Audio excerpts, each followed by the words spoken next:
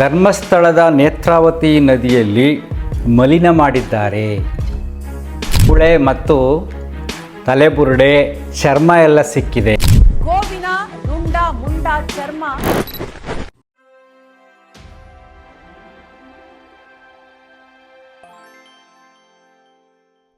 ನಮಸ್ಕಾರ ಸ್ನೇಹಿತರೆ. ಈಗ ಟಿ ವಿನಲ್ಲಿ ತುಂಬ ನ್ಯೂಸ್ ಬರ್ತಾ ಇದೆ. ಗೋವಿನ ರುಂಡ ಮುಂಡ ಚರ್ಮ ಎಸೆದು ಹೋಗಿದ್ದಾರಂತೆ ಕಿಡಿಗೇಡಿಗಳು.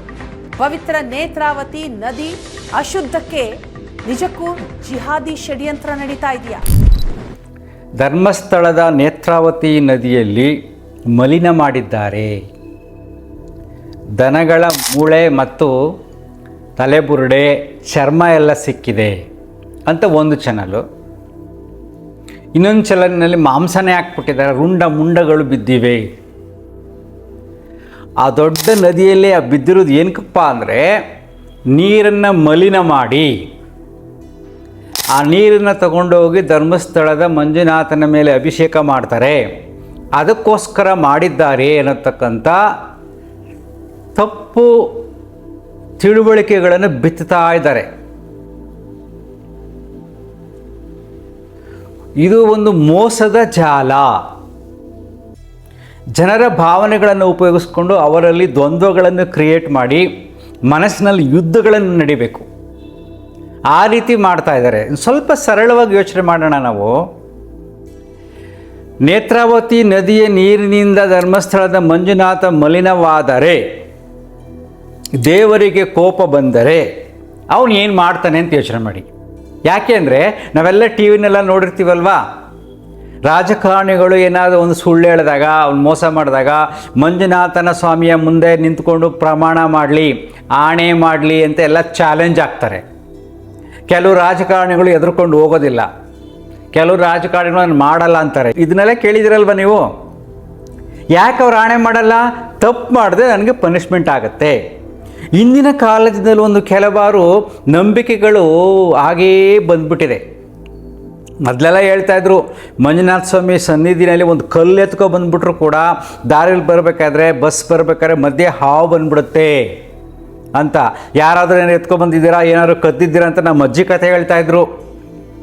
ಸೊ ಹಾವು ಅಡ್ಡ ಬರುತ್ತೆ ಅಂತ. ಯಾಕಂದ್ರೆ ಕಾಡಿನ ಪ್ರದೇಶ ಅಲ್ವಾ, ಯಾವಾಗಲೂ ಒಂದು ಸರಿ ಹಾವು ಬರೋದು.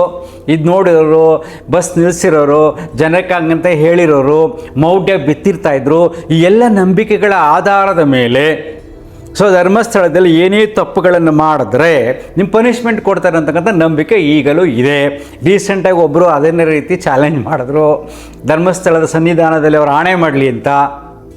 ಬಿಸಿ ಅಷ್ಟೊಂದು ಪವರ್ಫುಲ್ ದೇವರು. ಇವರು ನದಿಯ ನೀರನ್ನು ಮಲಿನ ಮಾಡಿ ಭಗವಂತನನ್ನು ಮಲಿನ ಮಾಡಿದಂಥ ಮನಸ್ಥಿತಿನಲ್ಲಿ ಆ ಮಾಂಸ ಮಡ್ಡೆ ಏನೇನು ಗಲೀಜಿದೆಲ್ಲ ತಂದು ನದಿಗೆ ಹಾಕಿದ್ರೆ ಆ ದೇವ್ರು ಸುಮ್ಮನೆ ಬಿಡ್ತಾನ? ಇಮ್ಮಿಡಿಯೇಟಾಗಿ ಅವ್ರಿಗೆ ಲಕ್ವ ಹೊಡಿಬೇಕು ಅಥವಾ ಏನಾರಾಗಿ ಸಾಯ್ಬೇಕಪ್ಪ. Very simple. ಆದರೆ ಮಲಿನ ಮಾಡಿದ್ದೀರಿ ಅಂದ್ಬಿಟ್ಟು ಜನಗಳಲ್ಲಿ ಭಾವನೆಗಳಲ್ಲಿ ಆಟ ಆಡ್ತಾ ದ್ವೇಷಗಳನ್ನು ಬಿತ್ತು ದೇವರಲ್ಲಿ ವ್ಯತ್ಯಾಸಗಳನ್ನು ನೋಡಿ ಧರ್ಮ ಯುದ್ಧಗಳನ್ನು ಶುರು ಮಾಡೋಕ್ಕೆ ಎಲ್ಲ ಕೆಲವಾರು ವ್ಯಕ್ತಿಗಳು ಶುರು ಮಾಡಿಬಿಟ್ಟಿದ್ದಾರೆ. ನಾನು ಹಿಂದೂ ಧರ್ಮದ ವಿರೋಧಿ ಅಲ್ಲ, ಈ ರೀತಿ ಭಾವನೆಗಳ ಮೇಲೆ ಆಟ ಆಡುವವರ ವಿರೋಧಿ. ನಿಜವಾಗ್ಲೂ ಅವ್ರು ಮಾಡಿದರೆ ಭಗವಂತ ನೋಡ್ಕೊತಾನೆ. ಆದರೆ ನದಿಯನ್ನು ಮಲಿನ ಮಾಡುವ ಸಾಮಾನ್ಯ ಮನುಷ್ಯರನ್ನು ನೀವು ಸರ್ಕಾರಕ್ಕೆ ಹಿಡಿದು ಕೊಡಿ, ಅಂದರೆ ಕ್ಲೀನ್ ಮಾಡಿಸಿ. ಆ ನದಿಯನ್ನು ಗಲೀಜು ಮಾಡೋದು ಬೇಡ, ಕ್ಲೀನಿಂಗ್ ಈಸ್ ಓಕೆ. ಬಟ್ ದೇವ್ರಿಗೋಸ್ಕರನೇ ಮಾಡಿದ್ದಾರೆ, ಅದು ತಪ್ಪು. ಯಾಕೆಂದರೆ ಅವ್ರಿಗೂ ದೇವರಿದೆ, ನಮಗೂ ದೇವರಿದೆ. ಕೊನೆಗೆ ದೇವರುಗಳೆಲ್ಲ ಫ್ರೆಂಡ್ ಅಲ್ವಾ? ಸುಮ್ಮನೆ ಯಾವುದೋ ದೇವ್ರದ ಮೇಲೆ ದೋಷಾರೋಪ ಹಾಕಿ ನಮ್ಮ ದೇವರನ್ನು ಹಾಳು ಮಾಡೋಕ್ಕೆ ಮಾಡಿದ್ದಾರೆ ಅಂತಕ್ಕಂಥದ್ದು ಮೂಢತ್ವ, ಮೌಢ್ಯತೆಯ ಪರಮಾವಧಿ. ಜನರ ಸಾಮಾನ್ಯ ಮನಸ್ಸುಗಳ ಮೇಲೆ ಆಟ ಆಡತಕ್ಕಂಥ ರಾಜಕೀಯ ದೊಂಬರಾಟ, ದ್ವೇಷವನ್ನು ಬಿತ್ತುವವರು. ಈ ರೀತಿ ನಾವು ಯಾವುದೇ ಮನಸ್ಸುಗಳ ಮೇಲೆ ಆಕ್ರಮಣ ಮಾಡಬಾರದು ದೇವರ ಹೆಸರನ್ನು ಉಪಯೋಗಿಸ್ಕೊಂಡು. ಇದು ನನ್ನ ಚಿಂತನೆ. ಯಾಕೆ ಅಂದರೆ ಆಲ್ರೆಡಿ ನಮ್ಮ ನಂಬಿಕೆ ಇದೆ, we will take care, why do you worry. But ನೀನು ಇರತಕ್ಕಂಥ ಸ್ಥಳದಲ್ಲಿ ಗಲೀಜಾಗಿ ಕ್ಲೀನ್ ಮಾಡಿಸು, ಕಂಪ್ಲೇಂಟ್ ಕೊಡು, ಅಷ್ಟೇ ಬಿಟ್ಟು ದೇವರನ್ನು ಮಲಿನ ಮಾಡೋಕ್ಕೋಸ್ಕರ ಹಿಂಗೆ ಮಾಡಿದ್ದಾರೆ ಅಂದರೆ ಅವ್ರ ದೇವರು ಇಲ್ವೇ? ಆ ದೇವ್ರಿಗೆ ಗೊತ್ತಾಗಲ್ವೇ? ಅಥವಾ ಇವ್ರ ದೇವರಿಲ್ವೇ? ಈ ದೇವ್ರಿಗೆ ಗೊತ್ತಾಗಲ್ವೇ? ದೇವರು ಮಲಿನವಾಗುವುದಿಲ್ಲ. ದೇವರ ಮೇಲಿನ ತಪ್ಪು ತಿಳುವಳಿಕೆಗಳಿಂದ ನಿನ್ನ ಮನಸ್ಸು ಮಲಿನವಾಗುತ್ತೆ. ಮಲಿನವಾದ ಮನಸ್ಸಿನಿಂದ ಯುದ್ಧಗಳು ಪ್ರಾರಂಭಗಳಾಗ್ತವೆ, ಸಾವು ನೋವುಗಳಾಗ್ತವೆ, ಬೇಸರ ಆಗುತ್ತೆ. ನಾವು ಸಹಬಾಳ್ವೆಯಿಂದ ಬದುಕಬೇಕು.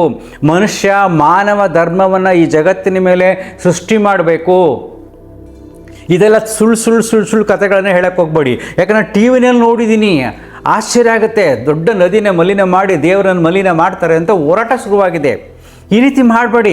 ಸಮಾಜದ ಸ್ವಾಸ್ಥ್ಯವನ್ನು ಕೆಡಿಸಬೇಡಿ. ಯಾವುದೇ ಧರ್ಮವಾಗಲಿ, ಯಾವುದೇ ಜಾತಿಯಾಗಲಿ, ಯಾವುದೇ ಮನುಷ್ಯನಾಗಲಿ ದೇವರ ಮೇಲೆ ದೇವ್ರಿಗೆ ಹಿಂಗಾಗುತ್ತೆ ಅಂತ ಹೇಳತಕ್ಕಂಥ ಸಣ್ಣ ಬುದ್ಧಿಯನ್ನು ಬಿಡಿ.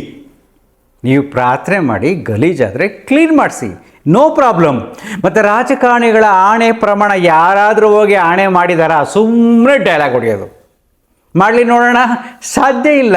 ಯಾವುದೇ ರಾಜಕಾರಣಿ ಧರ್ಮಸ್ಥಳಕ್ಕೆ ಹೋಗಿ ನಾನು ಹಣ ಎಂಡವನ್ನು ಹಂಚದೆ, ಭುಜಬಲವನ್ನು ಉಪಯೋಗಿಸದೆ, ನಾನು ಈ ರಾಜಕಾರಣದಲ್ಲಿ ಸ್ವಚ್ಛನಾಗಿ ಎಲ್ಲರ ಪ್ರೀತಿಯನ್ನು ಗಳಿಸಿ ಗೆದ್ದು ಬರ್ತೀನಿ ಅಂತ ಅವರು ಅಲ್ಲಿ ಹೋಗಿ ಹಣೆ ಮಾಡಲಿ ನೋಡೋಣ? ಇಲ್ಲವೇ ಇಲ್ಲ ಅಲ್ವಾ? ಅವನು ಕೋಟಿಗಟ್ಟಲೆ ಖರ್ಚು ಮಾಡಬೇಕು, ಜನ ಕೋಟಿಗಟ್ಟಲೆ ತಗೋಬೇಕು. ಜನರು ಕೂಡ ಅಷ್ಟು ಪರಿಶುದ್ಧರಲ್ಲ. ಅದು ರಾಜಕಾರಣಿಗೆ ಗೊತ್ತು. ದುಡ್ಡು ಕೊಟ್ಟರೆ ನಾನು ಗೆಲ್ಲೋದು ಅಂತ. ಇವ್ರು ದುಡ್ಡು ಇಸ್ಕೊತಾರೆ, ಓಟ್ ಹಾಕ್ತಾರೆ. ಅಲ್ಲಿ ಪರಿಶುದ್ಧತೆಯನ್ನು ನಿರೀಕ್ಷೆ ಮಾಡೋಕ್ಕೆ ಹೇಗೆ ಸಾಧ್ಯ ಅಲ್ವೇನ್ರಿ? ನಾವೇ ಸರಿ ಇಲ್ಲದಿದ್ದಾಗ ನಮ್ಮ ಲೀಡ್ರು ಸರಿ ಇರಬೇಕು ಅನ್ನೋದು ದೊಡ್ಡ ತಪ್ಪು. ನಾವು ಯಾರೂ ಸರಿ ಇಲ್ಲದಿದ್ದಾಗ ದೇವ್ರು ಸರಿ ಇರಬೇಕು ಅನ್ನೋದು ದೊಡ್ಡ ತಪ್ಪು. ನಮ್ಮ ಮನಸ್ಸುಗಳು ಮಲಿನವಾಗಿದೆ. ಅದಕ್ಕೆ ನಾನು ಯಾವಾಗಲೂ ಹೇಳೋದು, ಎಲ್ಲ ಚಿಂತನೆಗಳ ಬಗ್ಗೆ, ದ್ವಂದ್ವಗಳ ಬಗ್ಗೆ ತಲೆ ಕೆಡಿಸ್ಕೊಳ್ಳೋಕೆ ಹೋಗಲೇಬೇಡಿ. ಯಾಕಂದರೆ ದೇವರನ್ನು ಅರಿಯದವರು ತುಂಬ ಜನರಿದ್ದಾರೆ ಜಗತ್ತಿನಲ್ಲಿ. 99%. ಕೇವಲ 1%ಗೆ ಭಗವಂತ ಏನು ಅಂತ ಅರ್ಥ ಆಗುತ್ತೆ. ಎಲ್ಲರೂ ಮೌಢ್ಯದಲ್ಲಿ ದಾಸರಾಗಿದ್ದಾರೆ. ಸೊ ಇದ್ರ ಬಗ್ಗೆ ತಲೆ ಕೆಡಿಸ್ಕೊಳ್ಳೋಕೆ ಹೋಗಬೇಡಿ. ದೇವರನ್ನು ಮಲಿನ ಮಾಡೋಕ್ಕೆ ಯಾರಿಂದಲೂ ಸಾಧ್ಯವಿಲ್ಲ. ನಿಮ್ಮ ಮಲಿನ ಮನಸ್ಸುಗಳನ್ನು ಸ್ವಚ್ಛಗೊಳಿಸ್ಕೊಳ್ಳಿ, ಅಷ್ಟು ಸಾಕು. ಅಂತರ್ಮುಖಿ ಸದಾ ಸುಖಿ. Thank you.